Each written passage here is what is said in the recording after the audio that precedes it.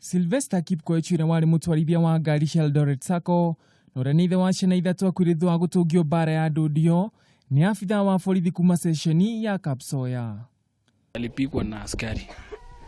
Na hiyo siku niliambiwa na marehemu nimepigwa na askari, nikaambia shida ilikuwa ni nini. Akaniambia askari aliniambia wakisha taa nyuma nione kama kuna excess. Sasa ndugu yangu alikuwa anaendeshanga Eldoret Sacco. Na hiyo Eldoret Sacco hakuna excess. So aliambiwa sisi atupepange excess. Akaambia kuja fungua mlango niangalie. So wakati alishuka akapita mbele ya gari. Huyo askari akakonga yeye teke tatu.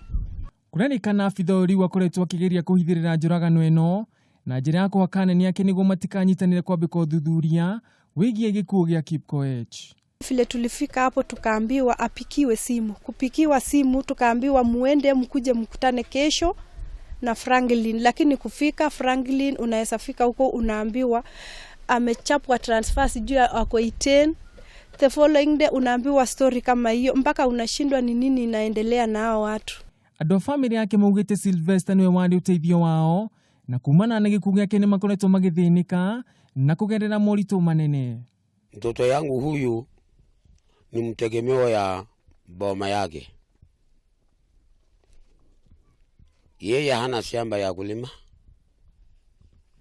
Chakula nategemea kwa kazi yake na watoto yake. Kwa hivyo ninalia sana kwa watoto yake ambao aliwacha.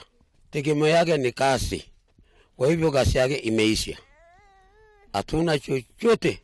Kurumiri na uhoro uri Famiri niikaire thirikari kumahe uteithio wa gwethana na abitha uyu na gutigirira kihoto ni kiarugama.